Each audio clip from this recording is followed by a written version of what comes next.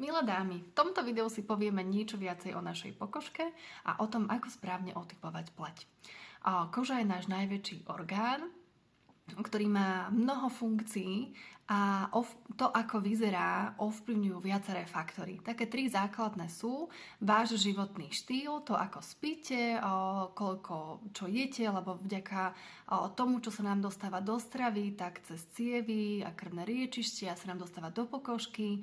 Následne teda je to, či fajčíte, či stresujete a tak ďalej. To je ten životný štýl. Druhá vec je genetika. Mnohé dámy mi hovoria, že oni geneticky napríklad majú spadnuté viečka, zlú pokožku a majú pocit alebo majú zafixované, že už sa s tým nič nedá robiť. Dobrá správa je, že genetika je len 20% a 80% je ovplyvniteľných. A tretí faktor je systém starostlivosti o pleť a to, aké produkty, akú kozmetiku zvolíme. A na to sme odborníčky my, kozmetické poradkyne, a s tým vieme robiť, pracovať a pomáhať ženám. Na to, aby sme vedeli učiť správny typ pleti, tak je dobré položiť si niekoľko otázok. Ale ešte predtým sa povieme, že aké typy plete máme a ako ich rozlišujeme. Najčastejšie zastúpenie má v našich zemepisných šírkach suchá pleť. Suchá pleť je tenšia, môže sa prejavovať tým, že oveľa rýchlejšie si všimnete jemné linky vrások. Dokonca ženy už v 25 rokoch života môžu mať vrásky pri suchej pleti, pretože tým práve, že je tenšia a využívame mimiku, tak ak sa žena nesprávnym spôsobom alebo žiadnym spôsobom o pleť nestará, tak oveľa rýchlejšie nám nabiehajú vrásky, ktoré sú neskôr aj hlboké.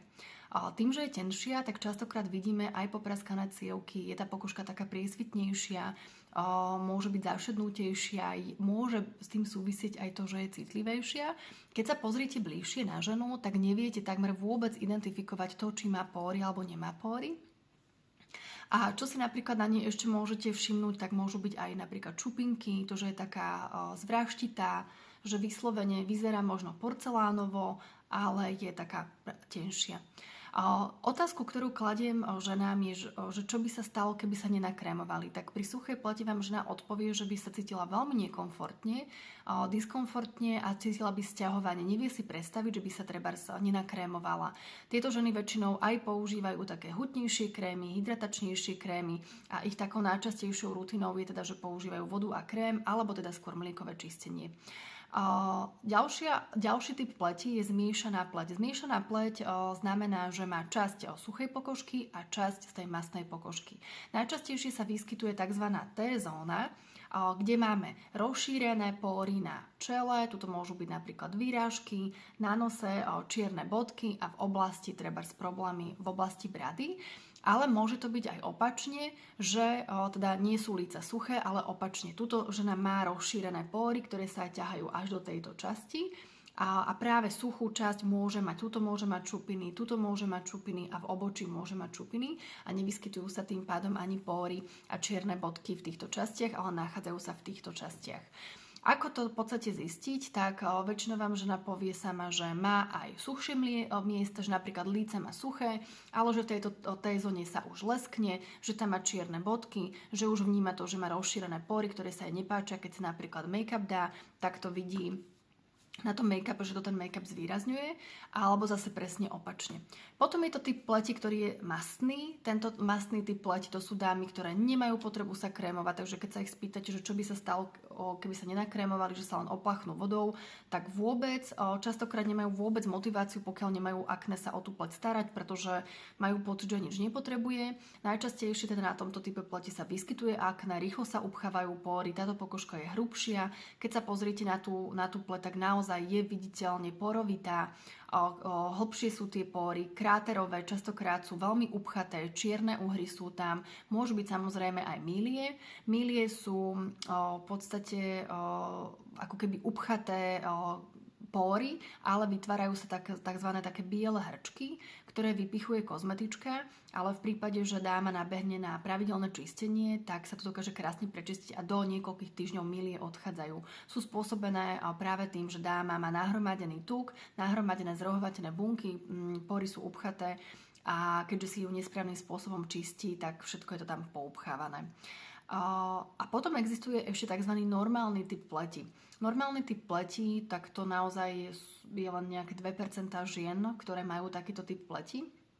Je ich veľmi máličko a väčšinou sú to ženy, ktoré nemajú nastavenú starostlivosť, pretože majú pocit, že majú krásnu pleť, sú s ňou spokojné, nemajú potrebu niečo riešiť a majú pocit, že tak ako sa narodili, tak aj zomrú.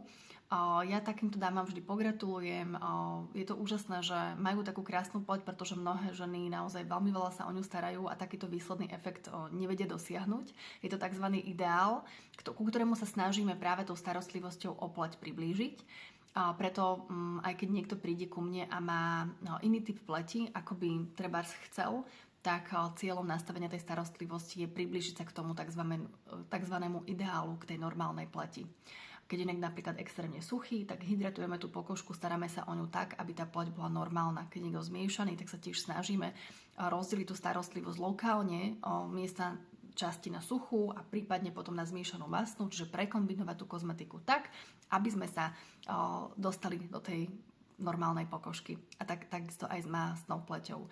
Ono sa hovorí, že pokiaľ sa narodíte s nejakým typom pleti, tak s takým typom aj zomriete. Úplne s tým nesúhlasím, pretože častokrát si my ten typ alebo ten výkyv tej pleti spôsobíme sami a to nevhodnou starostlivosťou, skúšaním vzoriek, s tým, že nemáme nastavené správne čistenie, že používame nevhodné prípravky, že príliš mixujeme kozmetiku, pretože čím viac mixujeme prípravky, každá je na inom chemickom základe a nepoznáme potreby našej pleti, tak si my spôsobujeme sami tie problémy. A tým, že meníme častokrát kozmetiku, je to častejšie ako raz za pol roka, tak my častokrát ani nezistíme, či nám tá kozmetika funguje alebo nefunguje.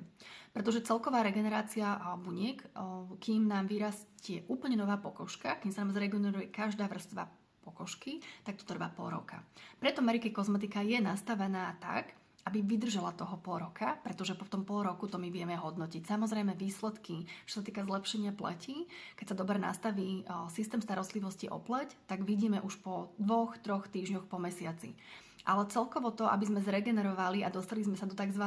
Bunkovej pôrodnice a ovplyvnili sme rast nových buniek a videli sme to aj na povrchu, že tá pokožka už je zdravá, rozžiarená, nezapaluje sa, nerobia sa akné, nemáme šupiny a tak ďalej, tak celkový ten proces, aj liečba trebárs akné, trvá cca tých 6 mesiacov. Takže treba byť trpezlivá, dôsledná a naozaj treba vydržať.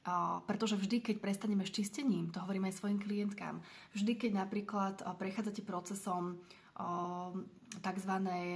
Detoxu, že používate trebárs systém starostlivosti týždeň, 2 a začnete sa vyhadzovať, že ten stav tej pokožky sa na chvíľočku zhorší, tak to len znamená, že z tých spodných vrstiev sa nám čistia nedostatky, že nám vlastne tie toxíny, tie nečistoty, to všetko, čo sa nám tam nahromadilo z predchádzajúceho obdobia, tak to ide von. A to je dobré. To je veľmi dobré, lebo ono sa to prečistí a potom tá pokožka bude krásna a bude zdravá. Treba to len vydržať, pretože vždy, keď prestanete s tým procesom čistenia, že to vzdáte, tak začínate za každým na novo. A takto sa to celé predĺžuje a stále nie sme spokojní s tou našou pleťou. Takže toľko k tým typom pleti. Také ďalšie otázky, alebo to, čo vám môže pomôcť, tak je, keď si treba zoberete papieriky naše pohocujúce mastnotu a priložíte ich na pleť sebe či zákazničke, kľudne vyskúšajte, tak ja ako suchá pleť napríklad počas zimy takmer vôbec mi nestiahne žiaden mas. Pri zmiešanej pleti krásne uvidíte, v ktorej oblasti, kde je koľko mazu a pri mastnej pleti to uvidíte, vám nebude stačiť jeden ten obrúsok, budete ich potrebovať použiť viac.